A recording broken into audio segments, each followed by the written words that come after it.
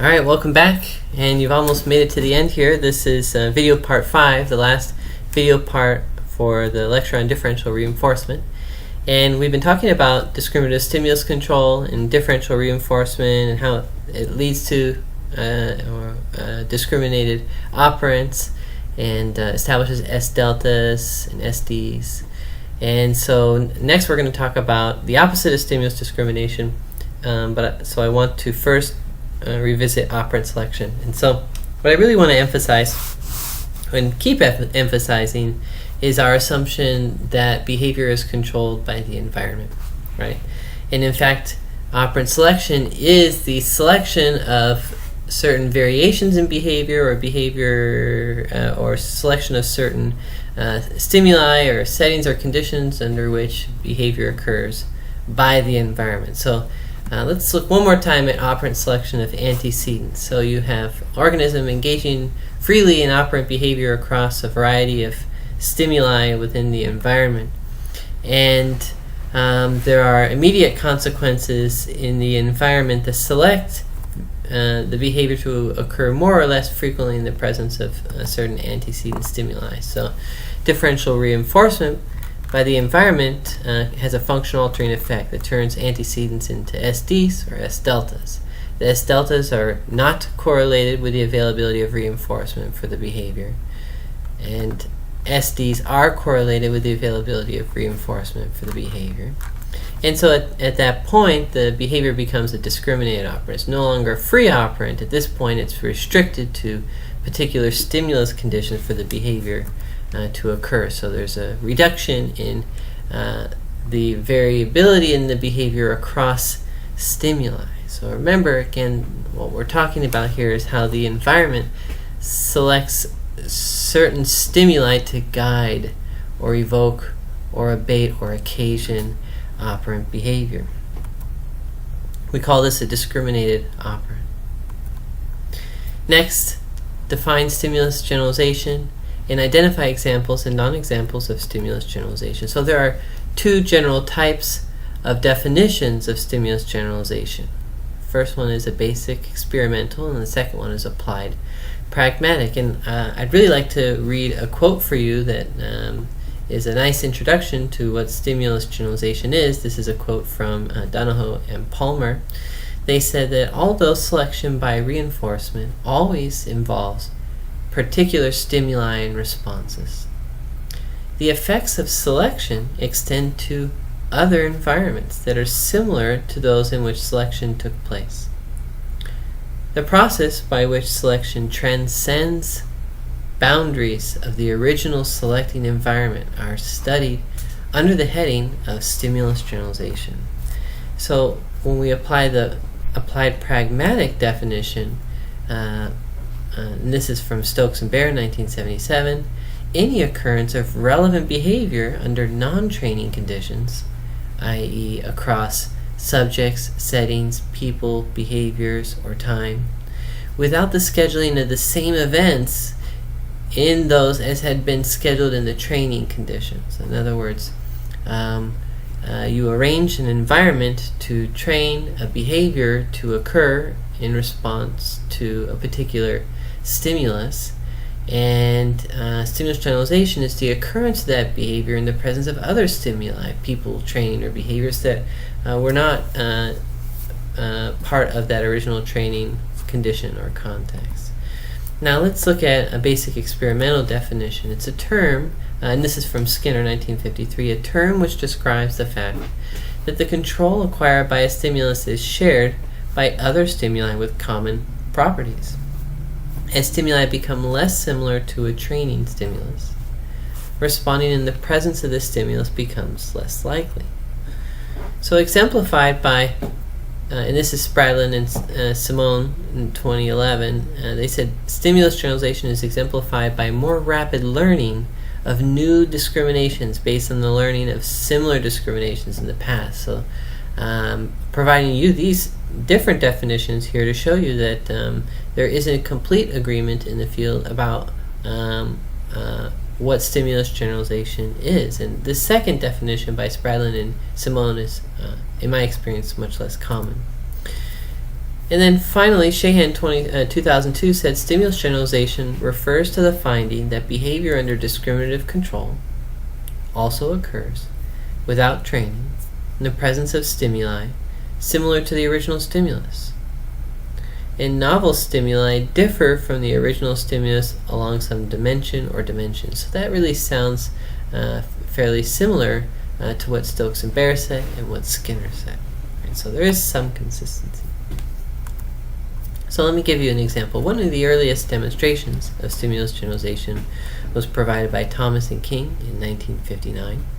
And this experiment involved reinforcing the pecks of pigeons to key lights illuminated by certain wavelengths.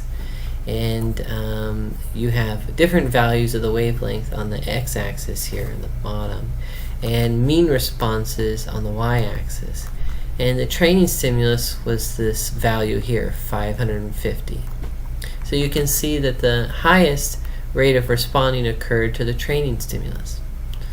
Then what they did is they presented the pigeons with values of the wavelength that differed from the training wavelength. And so essentially they're presenting key lights that look different, so different wavelengths of key lights. And so you can see as the value of the wavelength deviates from the training wavelength, pigeons pecked less, right? And it's there's a systematic decrease as you increase the difference between the current stimulus, the current antecedent, and the training antecedent. So this is a stimulus generalization gradient. Now, so a stimulus generalization gradient really is the opposite of stimulus discrimination. When you have high discriminative stimulus control, the response occurs only in the presence of the training stimulus, right? So when you have a stimulus responding to other stimuli that share common physical characteristics of the training stimulus, we call that stimulus generalization.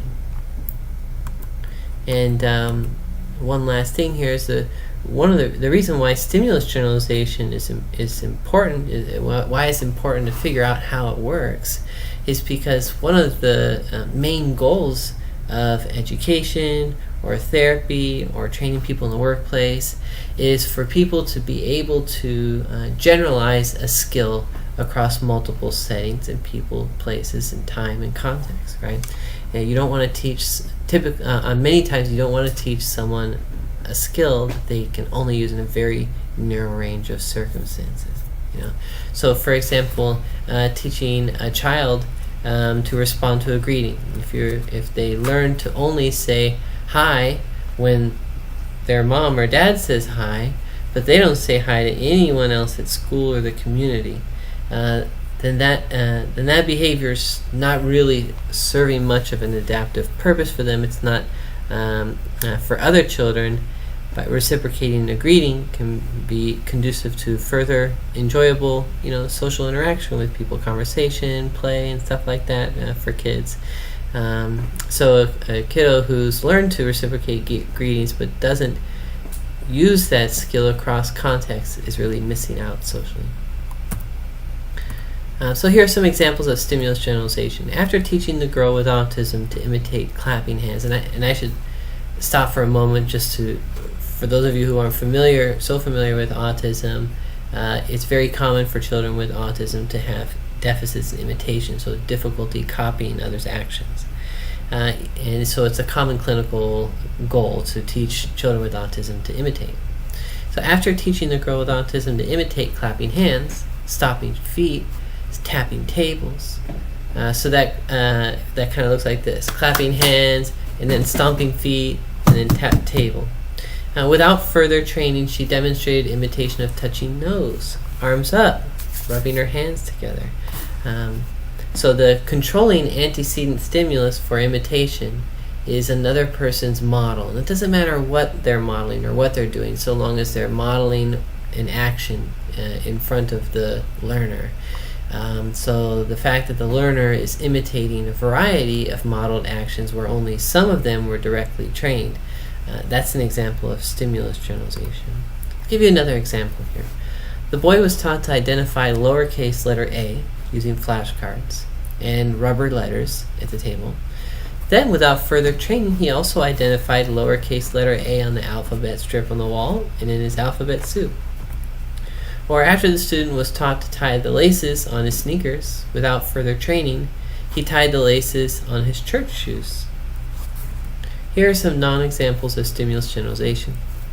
After teaching the girl with autism to imitate clapping hands, stomping feet, and tapping table, she also started to make better eye contact, vocalize, and imitate actions with objects. So notice that the antecedent stimuli that would evoke making more eye contact or vocalizing would be very different than the antecedent stimuli that evoke imitation.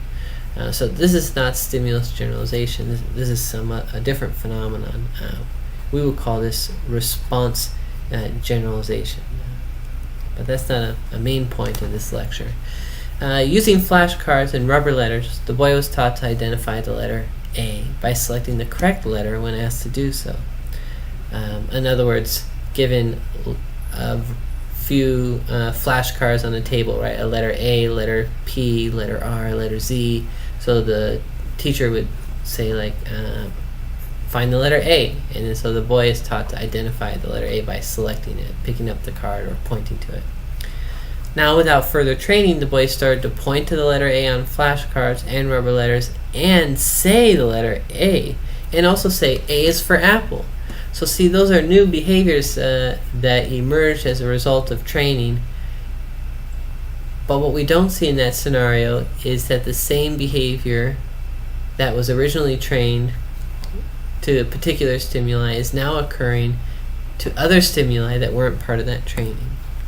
So after the student was taught to tie the laces on his sneakers without further training, he learned to use zippers, buttons, and Velcro. So those are totally different behaviors controlled by different antecedent stimuli and consequences. So what might have happened here again is something called response generalization, but not stimulus generalization. So let's go through some examples. ASR 25. Pretend that Thorndike conducted an experiment with a cat in a blue puzzle box. Once the cat learned to escape quickly, he tested the cat's behavior in a red box, then a green box. The cat escaped those boxes just as quickly.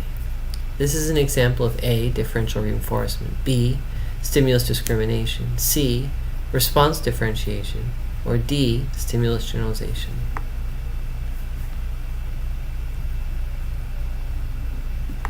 Give you a few seconds.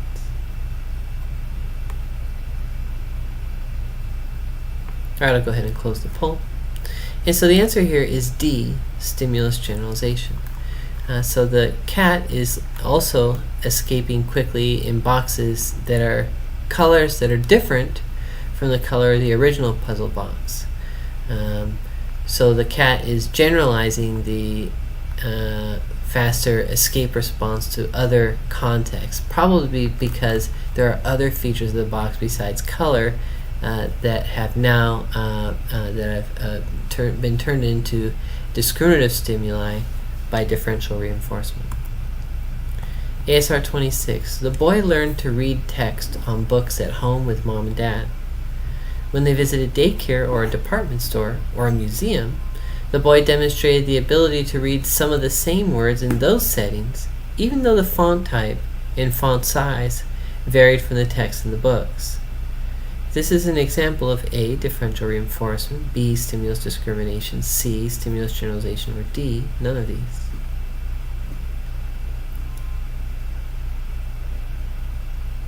A few more seconds. Alright, I'll go ahead and close the poll. And the answer here is C, stimulus generalization. The training stimulus or stimuli were books at home with particular types of probably size and size of font and so forth. And the non-training stimuli were words in these other settings, the department store, the museum, and daycare.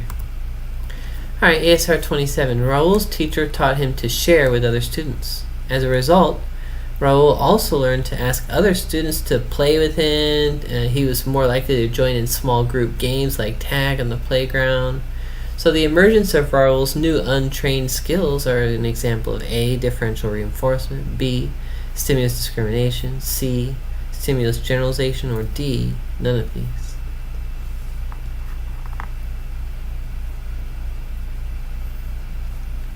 A couple more seconds. Alright, the answer is D, none of these. This is a good time to give you the password. So make sure you write down this password, and you'll need the password to access the test where you'll transfer over your ASR answers. The password is 34J9Z. Again, it's 34J9Z.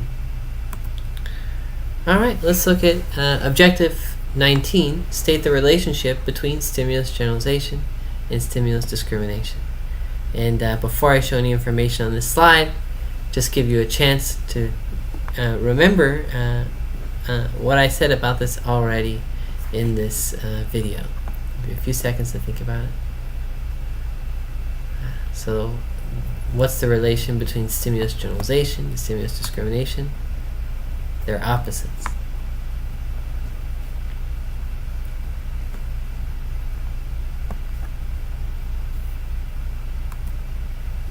Alright, ASR 28.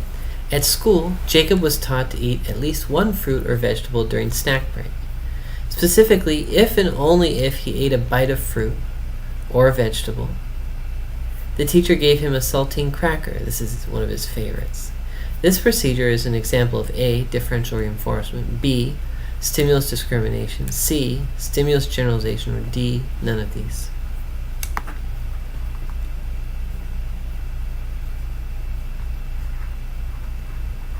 A couple more seconds.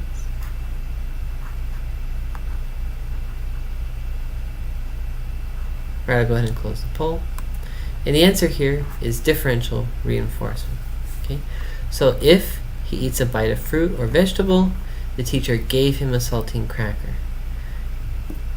If he did not eat a bite of fruit or vegetable, then the teacher would have withheld the cracker. That's what's implied by if and only if. There's a contingency there. So that means there's differential reinforcement. There's a reinforcement contingency and there's an extinction contingency. At school, Jacob was taught to eat at least one fruit or vegetable during snack break. Specifically, if and only if he ate a bite of fruit or vegetable, the teacher gave him a saltine cracker. Differential reinforcement in this arrangement is based on A, response properties, or B, stimulus properties. Give you a couple more seconds.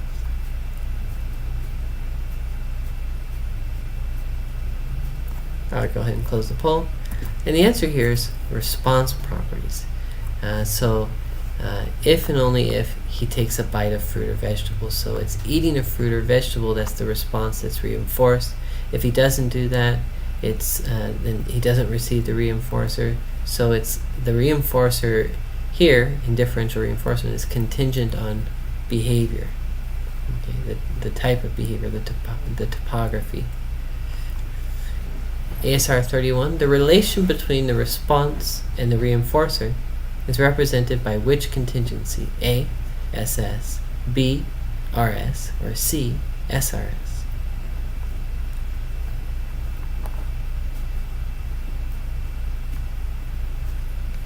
A couple more seconds. And the answer is B, RS. It's take a bite.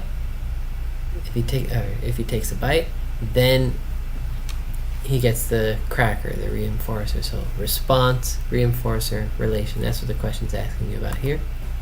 ASR 32. Although differential reinforcement was occurring at school, the same procedure was not in place at home. Therefore, eating vegetables was placed on extinction at home and reinforced at school. Now this arrangement is described by which contingency? A, SS, B, RS, C, SRS.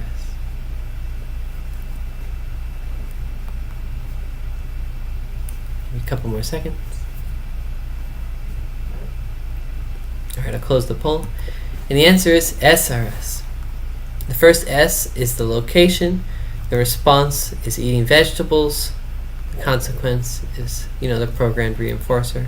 Say, I prefer foods such as a saltine cracker.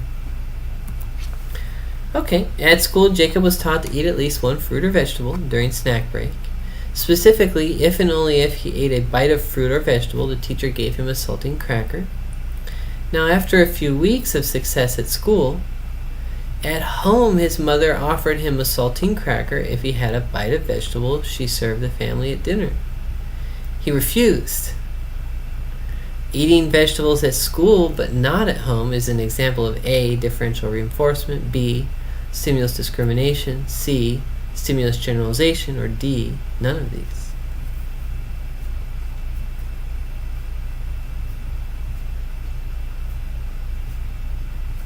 Give me a couple more seconds. Alright, I'll close the poll. And the answer here is stimulus discrimination. This scenario, the fact that he did not demonstrate the behavior at dinner where historically the reinforcement contingency was not present, the behavior of eating a bite of fruit or vegetable is now under discriminative stimulus control of the teacher in the school environment there. Okay.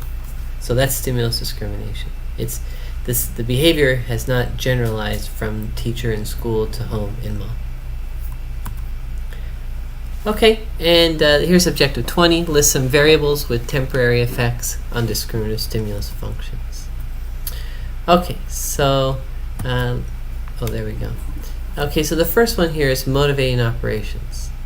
And we're going to talk more about motivating operations later in the course, but all I want to do for now is list these things. Okay, and we're going to talk more about most of them later. So first of all, motivating operations. So motivating operations temporarily affect whether a discriminative stimulus strongly evokes or strongly abates a behavior. Okay, and then whether stimuli are to the extent that they are similar and different from a training stimulus, a training discriminative stimulus also determines whether they evoke or abate behavior. If someone is sick, has a flu or a cold, that can alter the evocative or abative effects of SDs. Drugs of abuse can do that.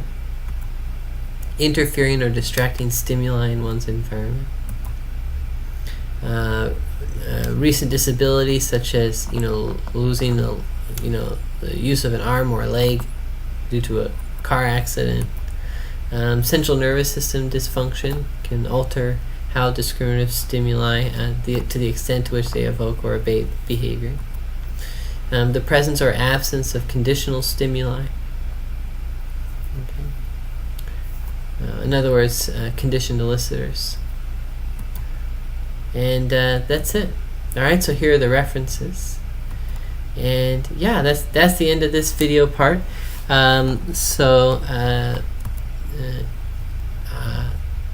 I hope you enjoyed viewing these pre-recorded lectures on this learning module, and you've written down the passwords. So now that you've viewed all the video parts for this lecture, go ahead and proceed to the test portion of the Learn module and transfer your ASRR answers over to that test, and then your next task would be to complete the assigned reading and then attend class ready to practice and go through worked examples and do some role-playing and simulating some of these procedures across various scenarios with your peers and your instructor. Okay, take care, and see you next unit.